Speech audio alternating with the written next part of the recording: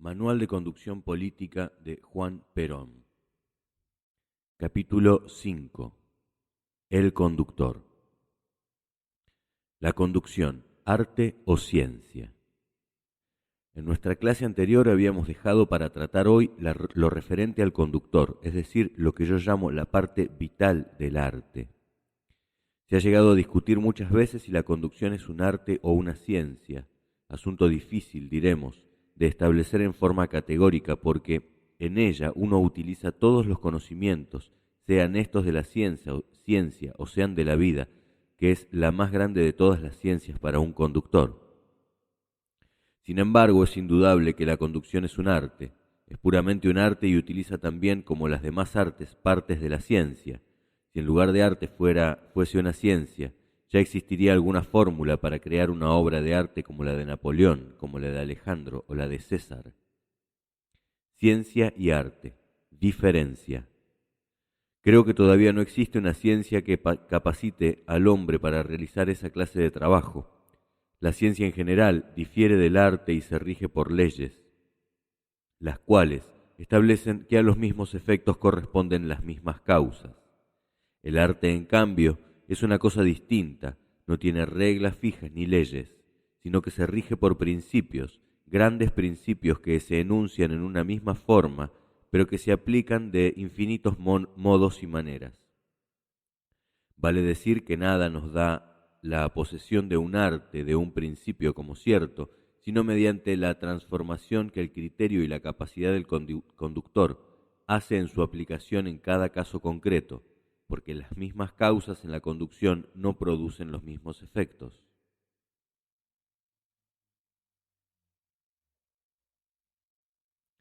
La conducción es permanente creación.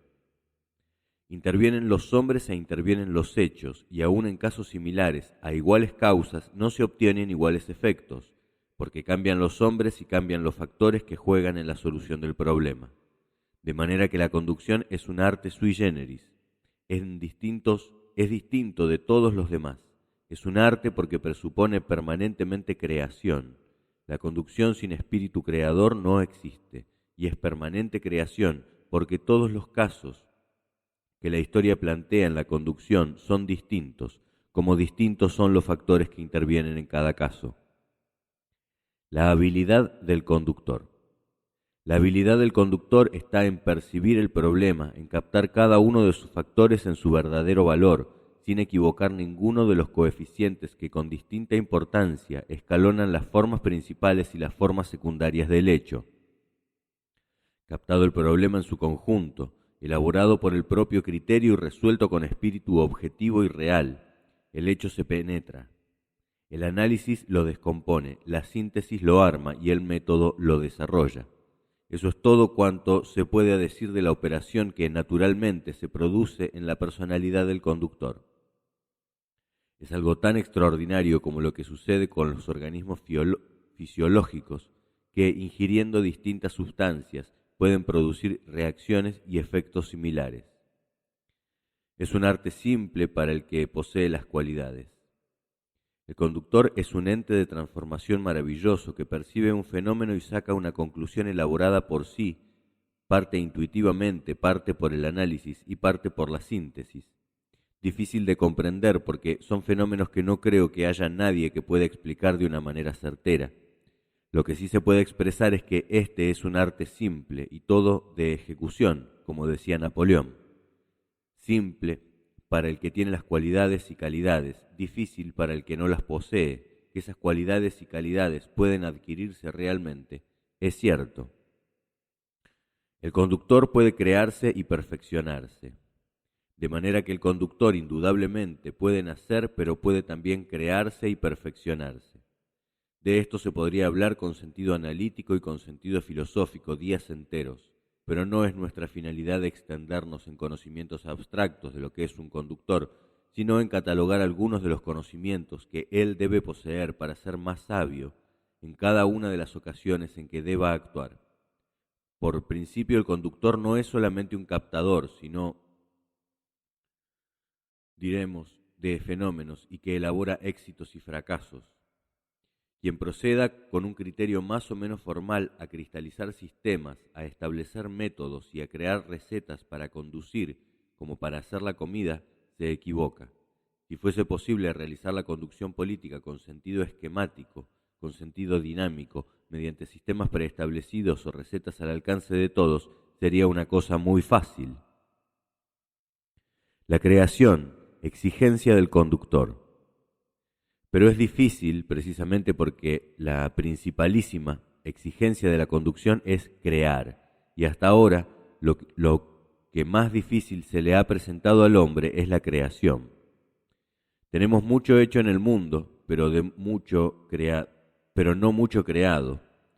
La tarea del conductor es crear siempre, estar siempre predispuesto a crear. Parte inerte y parte vital de la conducción. Al dividir el arte de la conducción deben tenerse en cuenta dos partes fundamentales, la parte vital del arte, que es el conductor y el artista, y la parte inerte, que comprende toda la teoría del arte y su técnica. Esta teoría del arte y su técnica pueden ser aprendidas por cualquiera, y en consecuencia cualquiera puede llegar a poseer los secretos de la conducción, el secreto de la creación. Ahora bien, conducir ya es otra cosa. Los secretos están íntegramente en la teoría y en la técnica, pero hay un secreto superior a todos, que es el de la creación. Algunos hombres no lo poseen naturalmente, otros lo adquieren, pero lo alcanzan con distinta medida.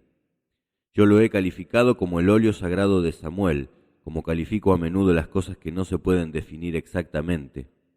Uno de los grandes errores es la preparación de los hombres de Estado en el mundo, ha sido precisamente prescindir de la técnica de la conducción. Conducción política en el orden internacional. La conducción política en el orden internacional se distingue muy claramente de la conducción militar. Se dice que la conducción militar es la continuación de la conducción política, o, en otras palabras, que la guerra es la continuación de la política por otros medios. Hay una continuidad absoluta entre una y otra conducción.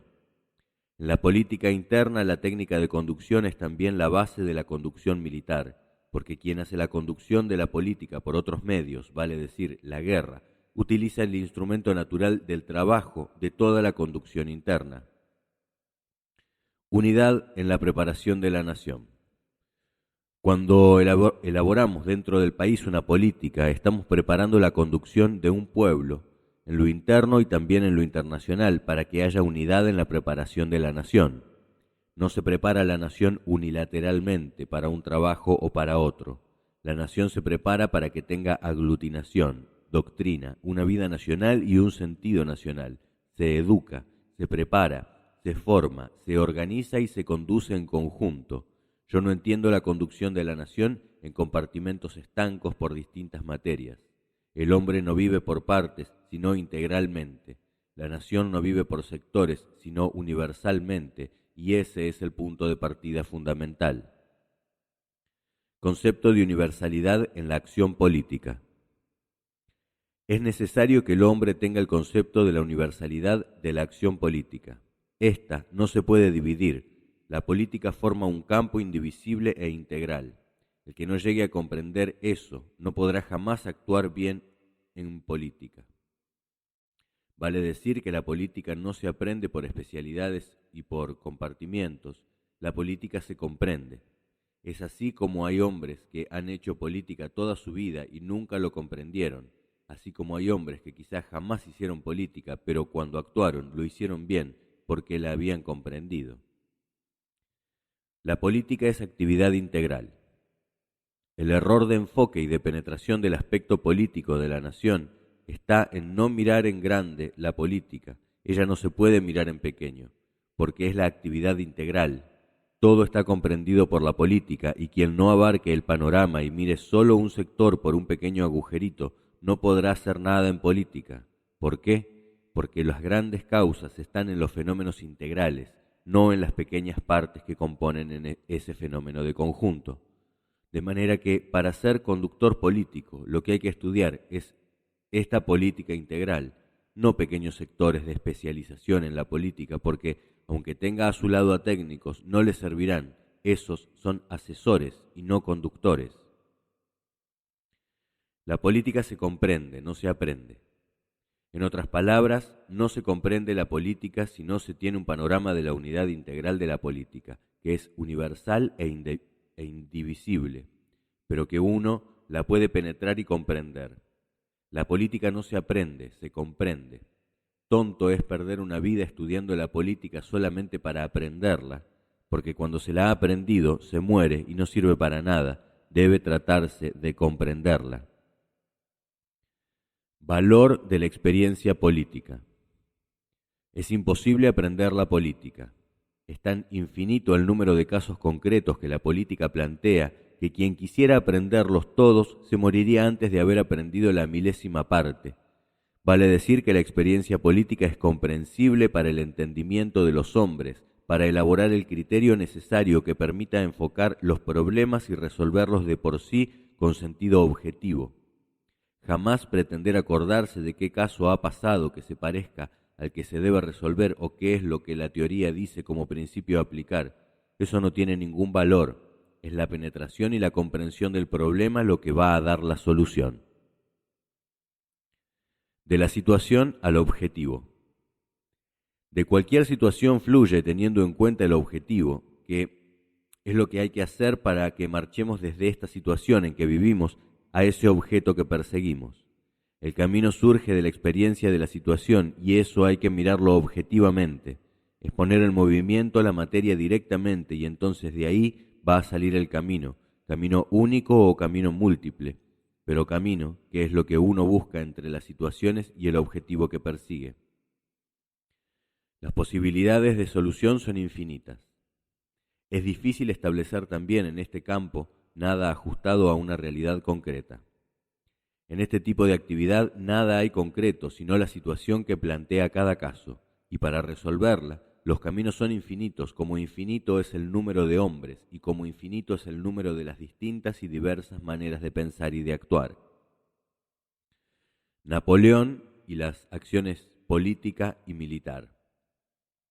Sin embargo, Napoleón, que es uno de los hombres más admirables, no solo en la solución de los problemas, sino por las ideas que ha legado sobre sus métodos de conducción, tenía una afirmación de extraordinario valor para todo el que conduce, no solo en lo militar, sino también en lo político, porque Napoleón fue, por sobre todo, un político.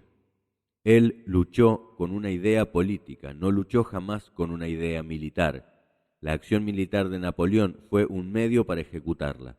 Su objetivo, su gran objetivo, fue político. Si él enfrentó a 8 o a 10 coaliciones, no lo hizo nunca por una razón militar. Las enfrentó militarmente, pero por una razón política. Es que siempre la acción militar está subordinada a la política. El éxito se construye. La guerra no se hace nunca por sí. No tiene valores intrínsecos. Se hace siempre al servicio de una idea política. Y él, entonces, ha afirmado una teoría que para mí es lo más valioso que se pueda encontrar en la conducción. Una verdadera trouvaille, como dicen los franceses. En la teoría que Napoleón esbozó en varias oportunidades dijo: el éxito no depende de la suerte, tampoco de la casualidad, y no es un designio del destino. El éxito, dijo Napoleón, se construye, el éxito se realiza. Es decir, que el éxito se concibe, se prepara, se organiza, se realiza y se explota, porque el éxito de los hombres está en los hombres mismos, está en su propia acción. El conductor, un constructor de éxitos. El conductor es un constructor de éxitos. Esa es la mejor definición que se puede dar de un conductor. Es decir, es un hombre que recibe un elemento, que es una situación, y que recibe un objetivo, que es lo que él debe lograr partiendo de esa situación. Entonces él concibe el éxito. El éxito es alcanzar el objetivo, lo prepara, lo organiza, lo realiza y cuando llega allá le saca provecho. Los éxitos casuales son muy raros. La conducción es lisa y llanamente la construcción de éxitos y el conductor es un constructor de ellos. Quiere decir que el éxito puede construirse. Algunos creen que es la casualidad, otros qué es la suerte, qué es la fortuna. Si puede haber éxitos casuales, pero en un hombre que obtiene 80 éxitos puede haber 3 éxitos casuales. Los 77 restantes los ha construido él mismo. Es difícil que a uno se le dé 77 veces la suerte en la ruleta, puede darse 3 veces. A Napoleón, que enfrentó durante 30 años cientos de suertes distintas, no fue la casualidad ni el azar quienes lo favorecieron siempre hasta Waterloo, en que la suerte no lo favoreció. Allí él no preparó ni realizó el éxito, quizás lo esperó al azar, y por ser esta quizás la única vez que él esperó la suerte, ella le jugó una mala partida, pero esa es la realidad. Las gradaciones en los éxitos de la conducción. Si yo quisiera determinarles a ustedes cuál es la virtud del conductor y qué es la conducción, podría decirles cosas como cosa absolutamente cierta, algo vago pero real. El conductor es un constructor de éxitos y la conducción es la elaboración de esos éxitos por intermedio del conductor, que utiliza una técnica, una inspiración y su capacidad propia. Si tiene una gran técnica puede salir una linda casa, una buena casa.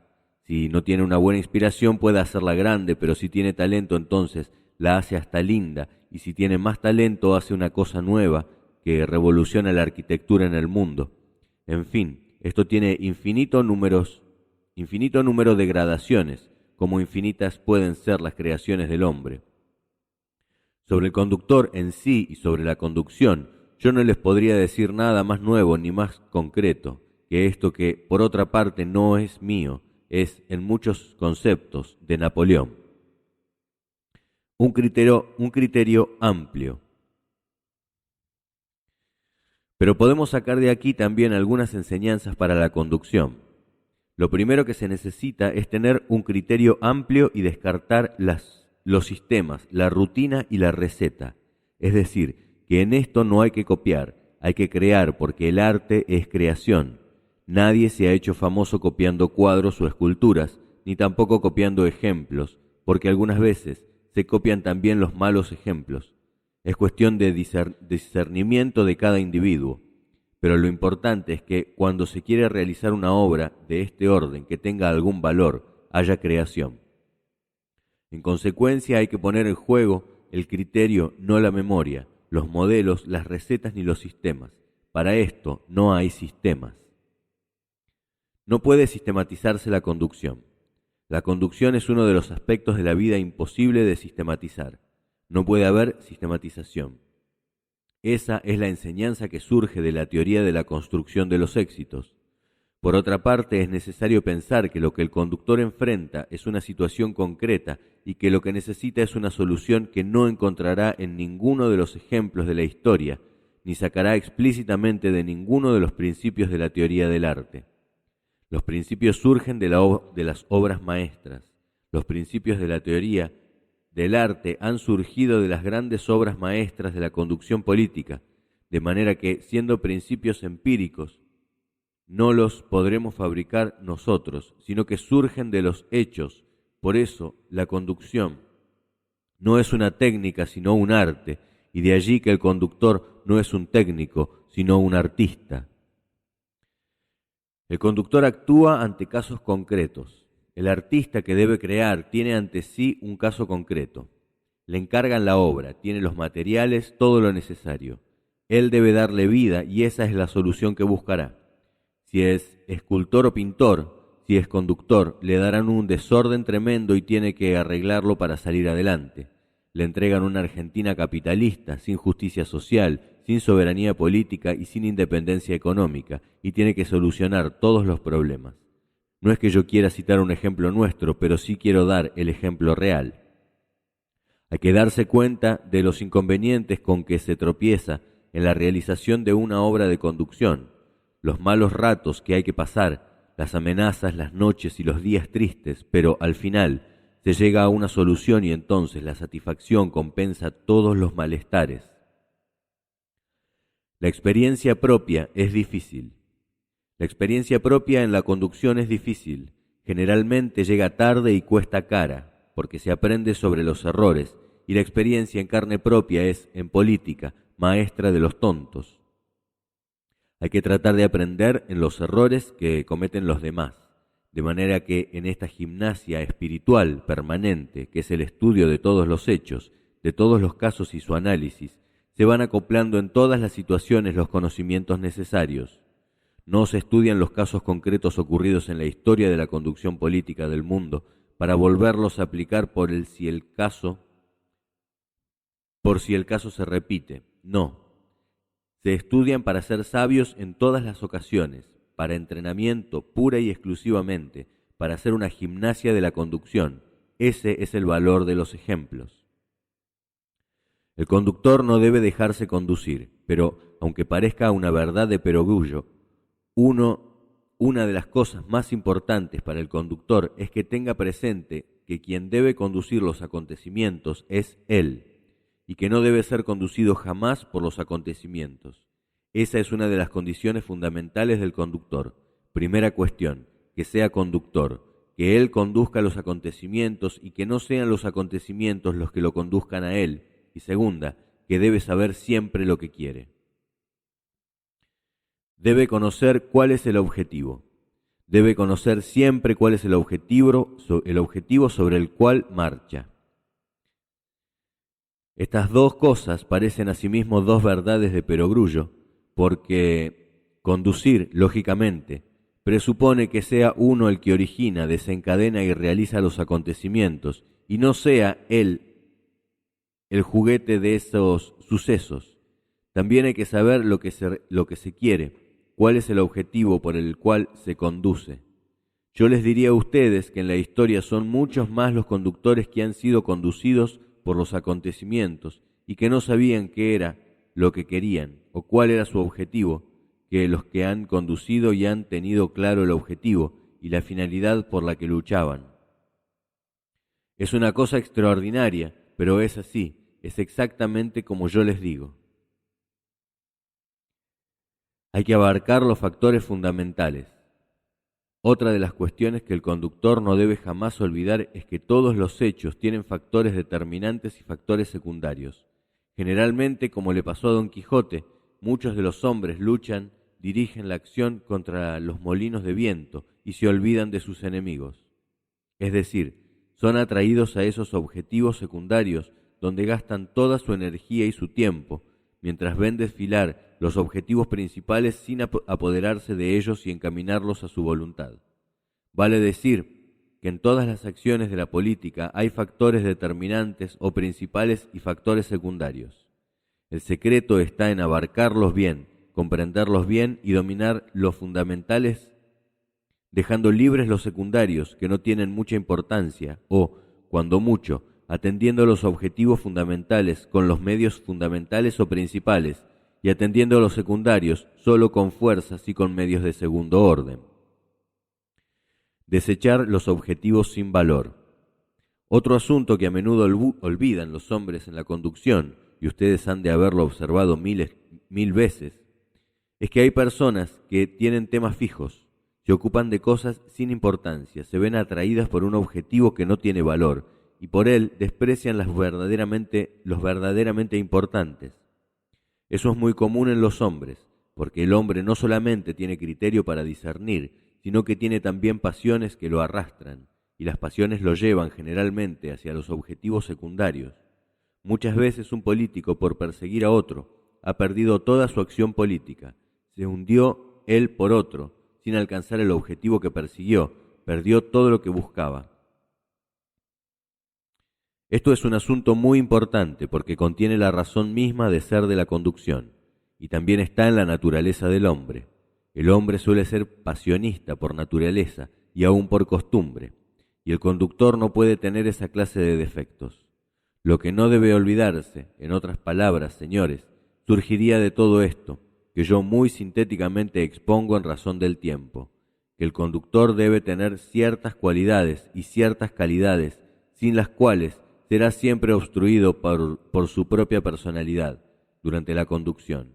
Hay cosas que no debe olvidar jamás, ya que el olvido de ellas constituirá una serie de inconvenientes y factores desfavorables que se sumarán a los factores desfavorables que los hechos le van a presentar y que, a medida que él los vaya poniendo en juego durante la conducción, se irán multiplicando en progresión geométrica hasta que el cúmulo de errores y de factores desfavorables anulen toda su posibilidad de conducción.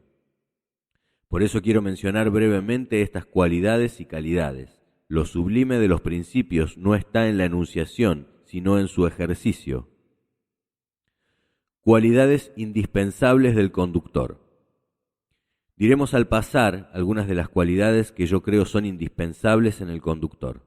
Empecemos por establecer que el conductor es un artista, no un técnico. Vale decir que él no elabora nada mecánicamente, que la conducción es producto de su creación. De lo contrario, no va a tener nada que agradecer a su acción de conductor. En este sentido, un perito en ciencias políticas y sociales no presupone en manera alguna un conductor, como tampoco un conductor necesita ser un perito en ciencias políticas y sociales. Uno es un técnico, el otro es un artista. Para hacer una Piedad de Miguel Ángel o una Cena de Leonardo o un Chacabuco de San Martín, que he citado tantas veces, o un Wagram de Napoleón, no intervino un técnico. Técnicos ha habido muchos y al lado de Napoleón había también un técnico. Ahora probablemente en Napoleón, cuando en Italia venció a los austríacos y piamonteses, no había un técnico, si era un hombre de 21 años. Había un artista y él suplió toda técnica como la suplió Miguel Ángel. Este era un hombre que no tenía técnica, según sostienen los pintores, pero él hizo las grandes obras. Otros han sido técnicos, no han hecho ninguna obra. Lo mismo pasa más o menos con todos. No es la técnica, sino el arte lo que lleva a la producción de las obras maestras. Conducir es actuar y crear. El arte tiene un sentido vital que no puede reemplazarse con la técnica. Por eso digo que no son en realidad los conocimientos ni la extraordinaria erudición lo que da la capacidad. Conducir es actuar, es crear.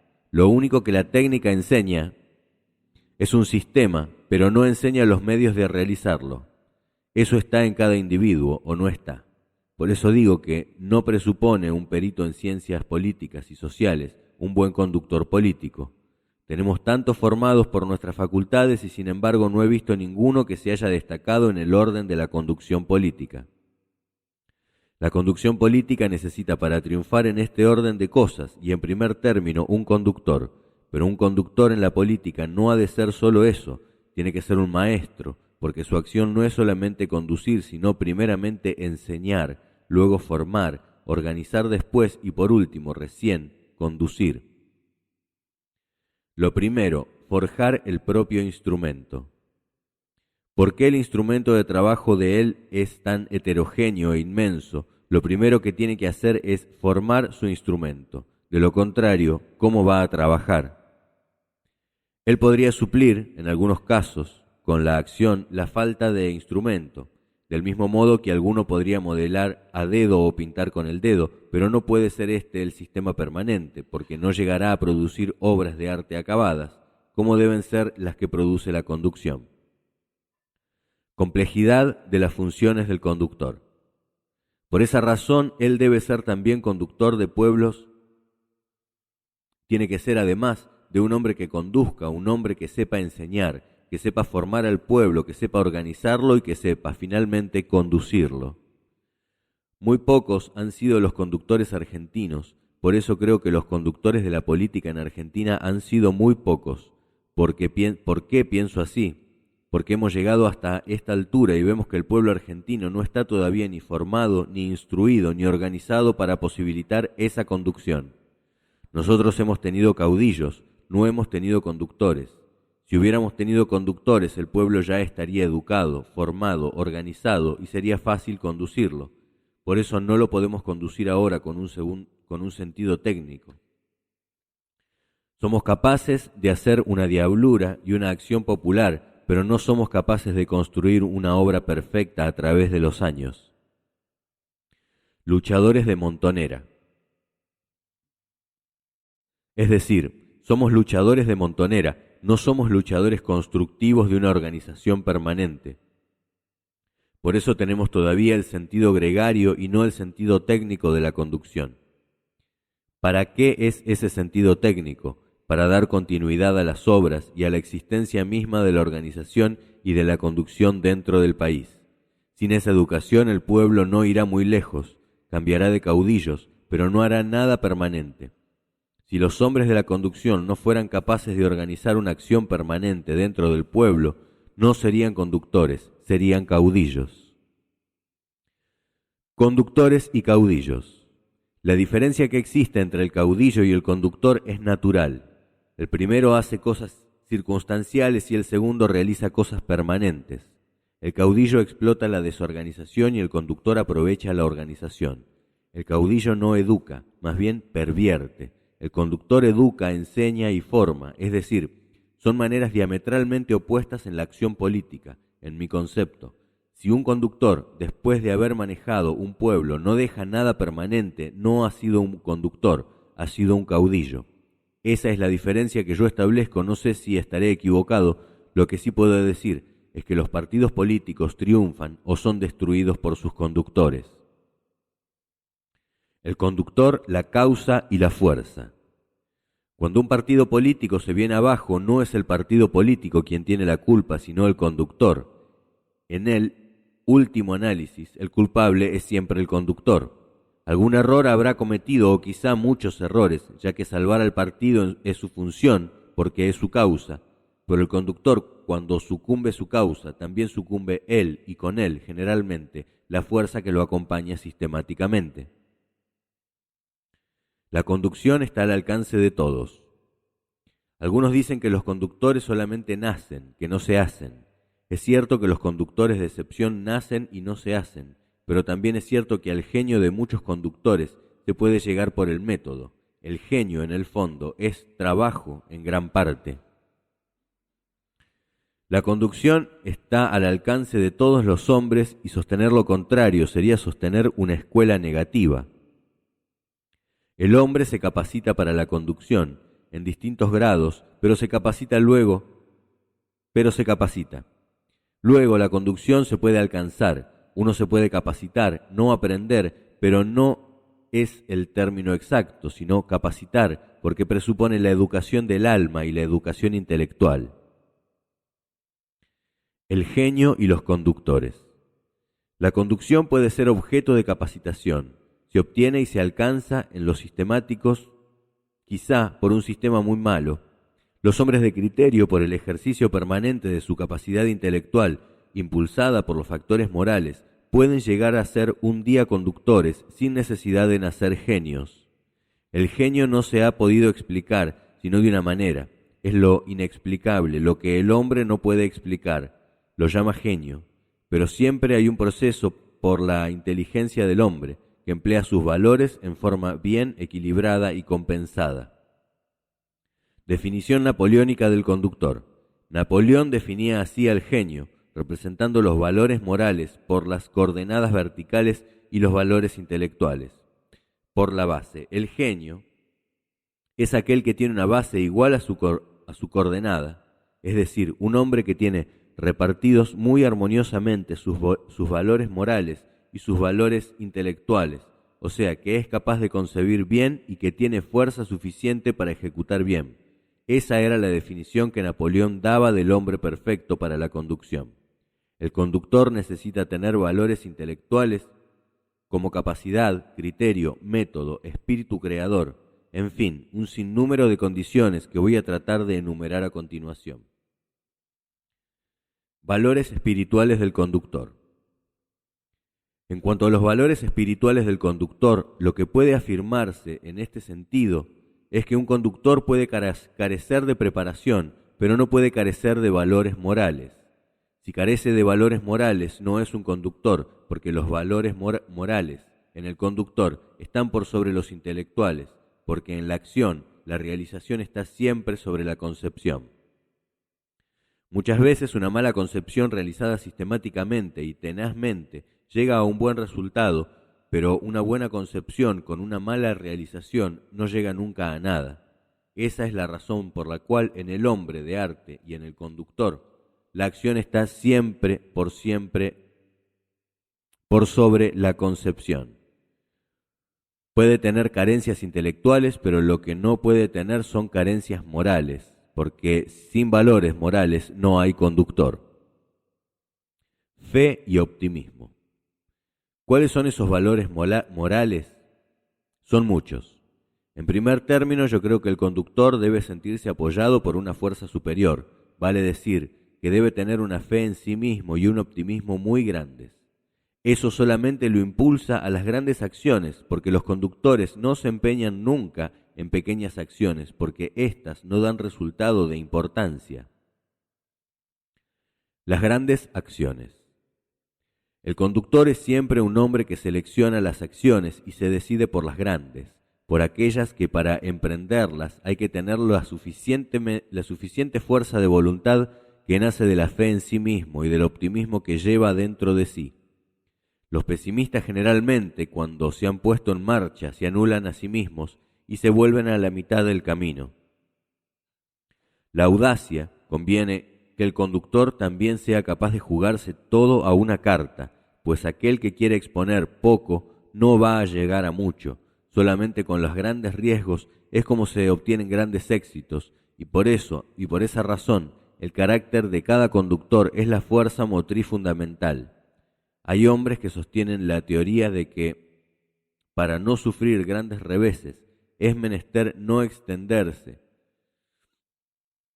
Esos no llegan nunca a ninguna parte. Hay otros que no quieren exponer nada, y esos no hacen nada tampoco. Es decir, que en la conducción se eligen los más grandes objetivos con decisión, con fe en sí mismo y con optimismo. El deber de vencer. Debe crearse lo que yo llamo el deber de vencer, que va acompañado con la abnegación del individuo. El deber de vencer es indispensable en la conducción.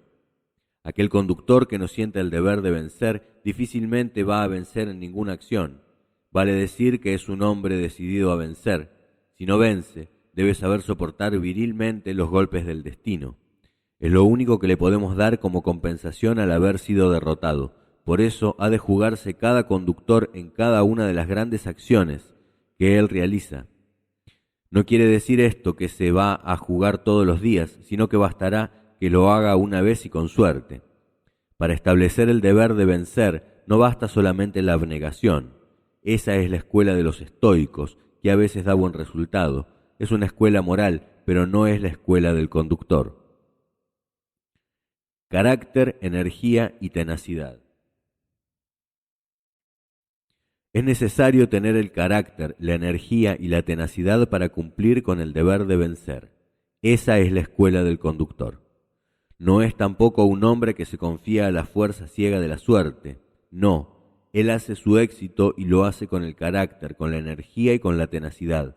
Por eso el conductor es, por sobre todas las demás cosas, un luchador, por inteligente, sabio y bueno que sea. Si no lucha para alcanzar lo que se propone, no llegará nunca a ser un conductor. El conductor trabaja para los demás. Quiere decir que esta complicada personalidad del conductor presupone muchas cosas que son muy difíciles de cumplir. Es indudable que el conductor debe saber que él trabaja para los demás. En esto, como dijo recién la señora, hay dos clases de hombres, aquellos que trabajan para sí mismos y los que trabajan para los demás. El conductor que trabaja para sí mismo no irá lejos. El conductor siempre trabaja para los demás, jamás para él, porque si él se obsesiona con su conveniencia, abandona la conveniencia de los demás, y cuando ha abandonado la conveniencia de los demás, falta poco tiempo para que los demás lo abandonen a él. Humildad y espíritu de sacrificio. Por esa razón, son dos las condiciones fundamentales del conductor: su humildad para hacerse perdonar por los demás lo que no hace por ellos, y su desprendimiento para no verse nunca tentado a trabajar para sí. Estas condiciones, que parece que no tuvieran importancia, la tienen, y extraordinaria, en el conductor político. No ocurre lo mismo en un conductor militar, para quien son secundarias. En el conductor político esto es quizá lo más fundamental. Es natural que para esto también se necesita una alta dosis de espíritu de sacrificio, porque en esto se es siempre protector, nunca protegido. Por lo tanto, puesto en la tarea de hacer por los demás y proteger a los demás, uno tiene que soportar también los golpes que vienen dirigidos a los demás con estoicismo y resignación. A eso llamo yo espíritu de sacrificio. El conductor no es autoritario ni intransigente. El conductor político nunca es autoritario ni intransigente. No hay cosa que sea más peligrosa para el político que la intransigencia, porque la política es, en medio de todo, el arte de convivir, y en consecuencia la convivencia no se hace a base de intransigencia, sino de transacciones. En lo que uno debe ser intransigente es en su objetivo fundamental y en el fondo de la doctrina que practica, pero debe ser alta y profundamente transigente en los medios de realizarla, para que todos, por su propio camino, puedan recorrer el camino que les pertenece. Ese proceder del conductor es lo que va haciendo paulatinamente su pedestal. El conductor político nunca manda, cuando mucho aconseja, es lo más que se puede permitir, pero debe tener el método o el sistema necesario para que los demás hagan lo que él quiera, sin que tenga que decirlo. Lealtad a dos puntas. Quien conduce en política de otra manera choca siempre, y en política el choque es el principio de la destrucción del poder. Por eso el conductor no sigue, es seguido, y para ser seguido hay que tener un procedimiento especial, no puede ser el procedimiento de todos los días. En este orden de cosas creo yo que la base es la lealtad y la sinceridad. Nadie sigue al hombre a quien no cree leal, porque la lealtad, para que sea tal, debe serlo a dos puntas, lealtad del que obedece y lealtad del que manda. La sinceridad. La sinceridad es el único medio de comunicación en política. Las reservas mentales, los subterfugios y los engaños se pueden emplear en política 2 o 3 veces, pero a la cuarta no pasan. Y para emplear la falta de sinceridad por 2 o 3 veces, mal negocio, es mejor no emplearla. Empleando siempre la sinceridad, quizás algún día desagrade, pero en conjunto agradará siempre.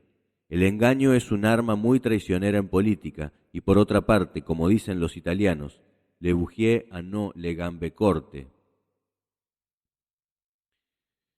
En esa lealtad y sinceridad el conductor debe tener grabado profundamente en su alma el amor al pueblo y a la patria, porque esa es la base para que él tenga en su alma un sentido perfecto de la justicia. Sentido innato de la justicia. Entiendo que el conductor debe tener encarnada en sí mismo la verdadera justicia, la justicia humana, la justicia de los hombres, con todos los defectos y virtudes. Eso no debe conocerlo, sino sentirlo, porque en sus manos está el discernir los honores y la dignidad a quien le corresponda, porque como decía Aristóteles, la dignidad no está en los honores que se reciben, sino en los honores que se merecen. De manera que el conductor debe comprender claramente que la justicia es la base de las buenas relaciones, del respeto que por él tengan y de la aglutinación natural de la masa que conduce. Sin ese sentido innato de la justicia, nadie puede conducir.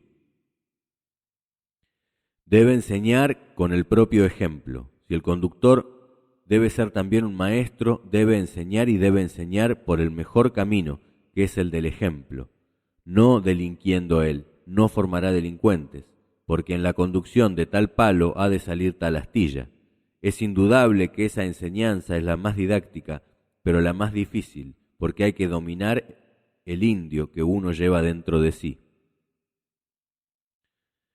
Respeto recíproco. De manera que es con eso que se inspira el respeto también, que es otra de las condiciones que debe tener el conductor. Debe inspirar respeto por el respeto que él guarde a los demás, que es la mejor manera de ser respetado, un respeto cariñoso, pero respeto. Respeto es lo que el hombre tiene de respetable, porque algunos respetan las formas. Yo soy partidario de respetar al fondo de las cosas y de los hombres. Hacerse seguir.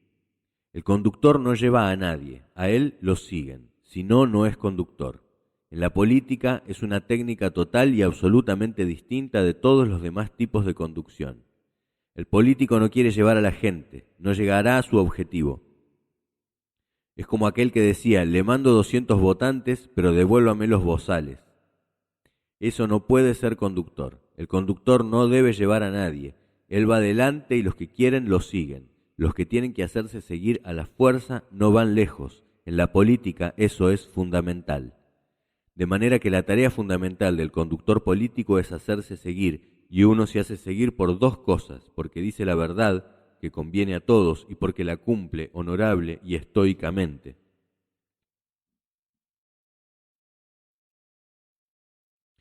Luchador de una causa. Por esa razón, el conductor, que debe ser un luchador, no lucha nunca en forma personal. Él lucha por una causa. Por eso, cuando algo anda mal, él no se debe ofender personalmente. Él debe mirar desapasionadamente, inteligentemente, cómo corregir el error en beneficio de la causa que persigue. Cuando algunos políticos reaccionan violentamente y luchan entre sí, no están trabajando por la causa de todos, están trabajando por la causa de ellos. Porque nadie que conduzca debe olvidarse de que él es un luchador de una causa, no de su persona, y cuando alguno de los correligionarios se equivoca el camino, puede hacerlo con buenas o con malas intenciones. Cuando los hombres se equivocan, si lo hace con buenas intenciones, lo llama, lo aconseja y le dice, amigo, no es ese el camino, es este, sin enojarse. El conductor no se ha sentido, no se puede sentir ofendido personalmente porque el otro haya fallado en la elección de los métodos que conducen al objetivo que él también persigue. Y cuando lo hace con mala intención, lo llama y le dice, amigo, qué lástima, usted no es capaz para esa función, va a tener que dejar lo que tiene para dárselo a fulano, y usted tendrá que incorporarse a la cola y empezar de nuevo, a ver cómo lo hace otra vez. Yo estoy persuadido de que usted va a tener éxito al final. Le da un abrazo. No tiene por qué enojarse porque no lo sanciona por haberlo perjudicado personalmente, lo sanciona porque está haciendo mal a la causa de todos y para evitar males mayores lo saca. En política no hay que enojarse. Yo he tenido casos de estos que los he resuelto siempre de esta manera. Se trataba de compañeros míos que andaban por ahí politiqueando. Te has metido en esto, entonces te quedarás aquí y en lugar tuyo pongo a fulano allá y esperá para ver cómo vendrá el futuro. Y me han comprendido. En política no hay que enojarse, puesto que uno no persigue intereses personales. Es más fácil decir estas cosas que hacerlas. No hay en esto por qué tomar las cosas a la tremenda. No conduce a nada. El conductor, un hombre sin pasiones. Otra de las condiciones que el conductor debe tener es estar siempre lejos de la pasión. La pasión es generalmente producto de un sectarismo. Cuando el hombre que conduce toda la política se sectariza, pierde la mitad de las armas que tiene para defenderse. En segundo lugar, cuando obedece a su pasión, abandona la conducción de todos para dirigirse a un sector que es el que lo apasiona. Ese no es un conductor. El conductor debe ser un hombre frío, sin pasiones, y si las tiene, ha de dominarlas y no dejarlas ver nunca. Esa es una cualidad muy peligrosa en la conducción. Visión de conjunto. Es necesario que mire con lente planar, que vea todo el panorama, que no se deje nunca atraer hacia un problema de ese panorama, haciéndole abandonar al conjunto, porque entonces conducirá a una pequeña parte abandonando la conducción del conjunto, que es lo que importa e interesa. Pasionismo y sectarismo son fatales en la política. Por esa razón, el pasionismo, como el sectarismo, son fatales en política. ¿Por qué razón ha sucumbido el Partido Socialista? Por su sectarismo. ¿Por qué va a sucumbir el nacionalismo? Por su sectarismo. ¿Qué es un sectario? Yo siempre combino esto y lo explico con cosas de mi oficio, que son las que más conozco. El sectarismo en el ejército. En el ejército también puede haber sectarios. Hay algunos que no quieren más que la infantería, otros que no quieren más que la artillería y creen que todo lo hace la artillería. Otros, en cambio, no creen ni en la infantería ni en la artillería y creen que la aviación es lo que decide todo. Esos son sectarios. Elementos que se complementan. ¿Para qué se han construido y hecho las armas en el ejército? La lucha se empeña desde muy lejos, pero se va acercando. Cuando estamos a 200 kilómetros tiran los aviones sus bombas. Cuando nos hallamos a 40 tiran los cañones de largo alcance. Cuando estamos a 12 empiezan a accionar los cañones de pequeño alcance. Cuando nos hallamos solamente a 2 kilómetros empiezan las ametralladoras. Cuando estamos a 500 metros se utilizan los fusiles y cuando las fuerzas se juntan se emplean la bayoneta, el puñal y todas las armas que uno tiene. El sectario sería aquel que quisiera formar otro ejército con artillería solamente. No podría pelear con su enemigo nada más que a 40 kilómetros de distancia. Cuando se juntaran, ¿qué iba a hacer? El sectarismo renuncia a emplear todos los medios de lucha. En política el sectarismo es algo similar. La lucha debe tender a la universalidad en la utilización de los medios. El sectarismo se va cortando las manos solo, mientras que el otro combate con todos los medios. Eso lo arruina. Esa es su muerte. Renuncia por sí a muchos medios de lucha, cuando en política hay que multiplicarse para vencer.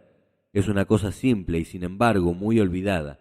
Es el pasionismo de los hombres el que los lleva a su sectarismo.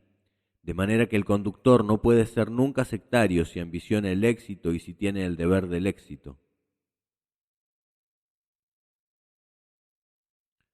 Bondad en el fondo y en la forma. Otra de las condiciones del conductor es la bondad, de fondo y de forma. Hay conductores que son buenos en el fondo, pero que en su manera de ser son ásperos para tratar a la gente. ¡Qué tontos! Son buenos en el fondo y no lo demuestran. Hay otros que son malos en el fondo y buenos en la forma. Pegan una puñalada con una sonrisa. No puede ser conductor quien tenga esos defectos, porque lo descubren enseguida. En la primera puñalada descubren que es un asesino, aunque lo haya hecho con toda dulzura. Y a ese que es dulce muchas veces la gente lo tolera más que al otro, que siendo bueno en el fondo se hace odiar por su forma. Conocí un jefe muy eminente que un día recibió a una señora que le quería ver para que resolviese el problema de su hijo. Él, por cumplir con su deber, le dijo que no, pero después que se retiró la señora se lamentaba. Yo me decía, mejor que se hubiera lamentado allí, cuando atendió a la señora, y no después. El hombre es un ser tan complicado que muchas veces no puede hacer nada completo por sus propios defectos. A veces el conductor es bueno en el fondo, pero debe serlo también en la forma. Solo así se domina a los hombres, porque a los hombres se los domina solamente con el corazón. El buen conductor es reflexivo y profundo. Lo importante es que en la conducción no basta decir todo esto, hay que hacerlo, y es más difícil hacerlo que decirlo, porque uno debe dominar muchas veces los impulsos y el impulso nunca fue ni será buen conductor. El buen conductor es siempre reflexivo y profundo. El audaz e impulsivo no posee las condiciones del conductor porque tiene que manejar hombres, y no hay nada más difícil que manejar a los hombres. No deben faltar los valores espirituales. Es necesario emplear toda la ciencia, todos los valores morales y toda la conciencia que uno tiene para poder manejarlos bien. En este sentido, el justicialismo sostiene que es más difícil hacer que decir. Lo que tenemos que tratar es que en toda la acción de los conductores, en cualquier grado que ejerzan la conducción, no falten los valores que hemos mencionado. Él podrá ser quizá no tan capacitado ni tan preparado para conducir, pero si carece de algunas de estas condiciones que hemos mencionado, no podrá conducir. Por eso dije al principio que puede conducirse sin valores intelectuales, pero no puede lograrse sin valores morales. Porque los valores intelectuales son los que conducen al conductor y los valores morales son los que conducen a la masa. Lo primordial son los valores morales. Cada acto de la conducción le da ocasión al conductor de mostrar esos valores morales. Lo que nunca debe hacer es desperdiciarlos.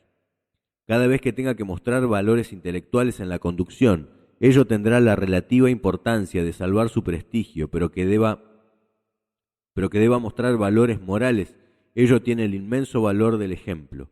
Por esa razón yo sostengo que si en toda clase de conducción es importante poseer los valores morales, en la conducción política es indispensable quien no posee esos valores morales. Es inútil que ensaye conducir, lo hará siempre mal. Valores intelectuales del conductor. Para no extender más esta conversación, quiero decir 2 palabras sobre los valores intelectuales del conductor. En primer lugar, el conductor ha de conocer su oficio, que es sumamente difícil, porque no solamente ha de conocer las formas de acción, sino que también debe tener en evidencia permanente los valores que ponen en movimiento esas formas de acción. El conocimiento del oficio es indispensable para que el conductor, porque él no ha de ser un conductor inconsciente, sino que en todo momento ha de ser un conductor consciente. Él debe ser moral, porque lo es, pero también ha de ser moral, porque se controla en todo momento para poderlo ser.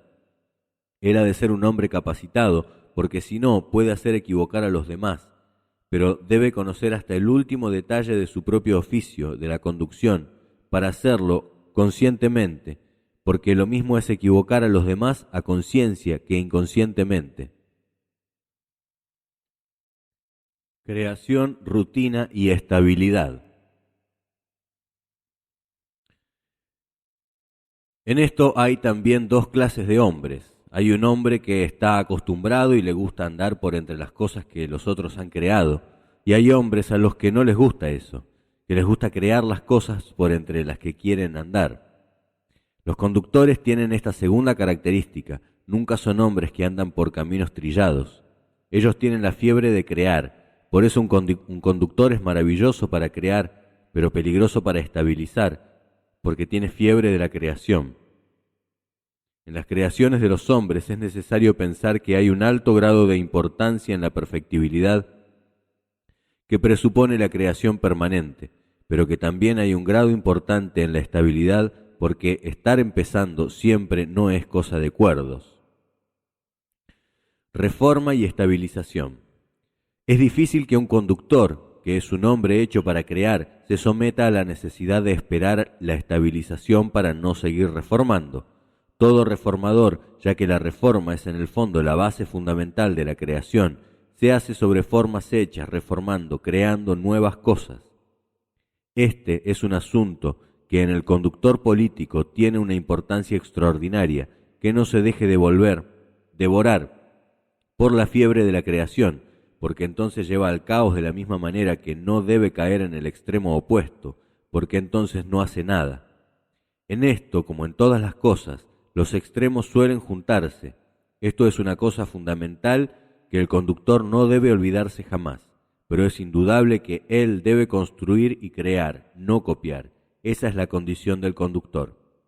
El otro temperamento de las formas de creación lo pongo yo porque tengo experiencia de esto. La técnica del conductor. Debe poseer una técnica inteligente, y digo una técnica inteligente, porque ésta, objetivamente apreciada, se divide para mí en 2. Hay una técnica que llega a cierto punto y se esquematiza, se hace rutinaria y realiza siempre lo mismo. La técnica del conductor ha de ser una técnica inteligente, una técnica en permanente evolución, porque la humanidad de la cual él conduce una parte está en permanente evolución. Si él se estabiliza, se queda atrás. Por eso digo que el conductor ha de poseer una técnica inteligente y en permanente evolución. No se puede decir cuál es la técnica de la conducción, porque es distinta en cada lugar del mundo y es distinta también en cada momento del mundo. La inteligencia del conductor está en mantener al día su técnica y en no esquematizarse o caer en la rutina de una técnica que es superada por el tiempo. Este es un asunto difícil, pero que suplen todos los que tienen técnica, los médicos que tienen que vivir al día, los guerreros, etc. Ejemplos de evolución técnica. Yo recuerdo cuando nosotros habíamos estudiado profundamente la guerra antes de 1914. Vino la de 14-18 y no sabíamos nada. Tuvimos que empezar de nuevo. Vino la del 39-45 y ocurrió lo mismo. Cambió la técnica y uno tuvo que seguir. Esto les pasa a todos. Lo mismo les ocurre a los zapateros que construyen una horma y después tienen que tirarla y cambiarla, porque ya a la gente no le gusta ese modelo, es decir, que hay una técnica permanente evolucionada, como evolucionan los gustos, las formas, los hombres. No creo que los botines que se usaban en la Edad Media, esas sandalias anchas, servirían para un pie como los de ahora. Hay enormes cambios en todas las cosas, ya sean morales, materiales e intelectuales. La técnica inteligente presupone que el conductor debe vivir el día con su técnica, debe vivir al día con su técnica. Esto no es un traje que se compra y se usa hasta que se rompa, no, hay que ir reformándola. Iniciativa y capacidad de acción. El conductor debe poseer una gran iniciativa y una gran capacitación de acción, y una gran capacidad de acción. Uno de los defectos que más noto en la conducción es que hay mucha gente que conduce y que no tiene iniciativa, están aferrados a normas fijas. Es más fácil hacer de acuerdo con la costumbre que pensar en hacerlo cada vez mejor. El hombre no solamente es haragán para trabajar materialmente, sino también para trabajar intelectualmente. Con tal de no pensar, se mueve por el camino ya abierto. Ese es un gravísimo defecto en la conducción, es un gravísimo defecto para todo conductor. La fuerza de los pequeños medios. Cada conductor ha de tener permanentemente una iniciativa, y decimos nosotros que el conductor político debe tener una resolución adelantada en el bolsillo, porque los hechos se desencadenan con una violencia y una rapidez tan grandes que a menudo no hay tiempo de concebir o analizar los efectos de una realización adversa. Por eso la iniciativa juega un papel extraordinario. Hay que estar siempre pensando en qué se puede hacer de nuevo, qué cosa va a dar resultado, por pequeña que sea, porque las grandes cosas se componen siempre de pequeñas cositas. Esas pequeñas cositas son las que no deben descuidarse. La iniciativa que muchos olvidan tiene una fuerza tremenda. Aprovechada la iniciativa del hombre, pueden darse éxitos extraordinarios a la conducción. La mujer en la conducción. Una de las grandes fuerzas de la mujer es la conducción. Es que ellas utilizan los pequeños medios que son tan poderosos, cosa que nosotros no hacemos porque somos hombres. Ellas aprovechan eso y hay que ver la fuerza que tienen. Ese ha de ser sin duda un factor de fuerza que nos trae la mujer a la política, un factor de extraordinaria fuerza. Conocer los hombres, la historia y los hechos. Por otra parte, el arte de la conducción presupone vivir la situación, no solamente conocerla. Vivir la situación presupone conocer los hombres, la historia y los hechos, tres cosas que se enuncian con tanta facilidad, pero que comprenden el conocimiento integral de la vida.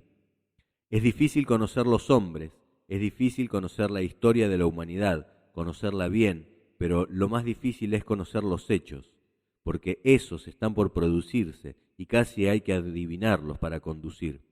Es decir, que nosotros cuando estudiamos los hechos para la conducción, lo hacemos como un encadenamiento, diremos filosófico de la dinámica de la vida, de la dinámica de todos los hechos, para asomarnos al porvenir, para ver qué puede producirse e ir ya previendo. Tan anhelante debe ser la conducción que llega hasta el extremo de asomarse a los últimos hechos para entrever el futuro. El estudio filosófico de la historia y del presente. No puede la conducción basarse en especulaciones muy ideales, pero sí puede entrever la evolución futura conociendo la presente y la pasada. Ese estudio filosófico de la historia y de los hechos del presente es el único camino que conduce a la posible previsión, pero la previsión real, no ilusoria. Basar cualquier solución de la conducción en elementos especulativos conduce siempre a un fracaso tremendo. La conducción se hace a base de realidades. En la conducción nada se puede hacer por las dudas, hay que hacerlo con seguridad. En la conducción hay que ir como la mula en la montaña, que no mueve el pie de atrás hasta que no asienta bien el de adelante. Aquí no hay nada especulativo ni imaginativo. La conducción se hace a base de una realidad. Tiene sorpresas muy desagradables el que confía la conducción en cuestiones más especulativas que reales. Hay que llegar a la realidad de alguna manera y de allí afirmar las conclusiones de la conducción.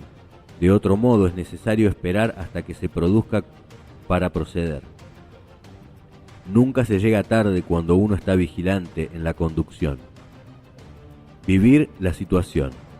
Este es también un factor sumamente importante, pero presupone nada menos ni nada más que el conocimiento de la historia de los hombres y de los hechos, vale decir, lo que yo llamo vivir la situación. El hombre que vive la situación está listo para proceder bien en cualquier circunstancia que se le puede presentar, porque es un hombre que vive iluminado por el conocimiento de los hechos pasados, de los que están sucediendo y asomando ya las narices en el porvenir. Solamente así se puede conducir. Con estas condiciones todo se reduce a tener una concepción clara, un criterio reflexivo y profundo y un método del que ya hemos hablado. El plan y el objetivo. El método es una muleta o un hilo de Ariadna por el cual uno va conduciendo su propia conducta en los hechos. Si puede llegará a un éxito, porque la obra de arte en los planes no está en su concepción sino en su realización. Un plan generalmente es una gran línea que uno debe respetar y seguir como la estrella polar para el navegante que he mencionado muchas veces. Lo sacan a uno y el secreto está en volver y tomar la ruta. Pero uno llega. Lo malo es cuando lo sacan, pierde el rumbo y ya no llega. La conducción es ese trabajo permanente, es su brújula y su marcha, y si lo sacan, pierde su rumbo y naufraga.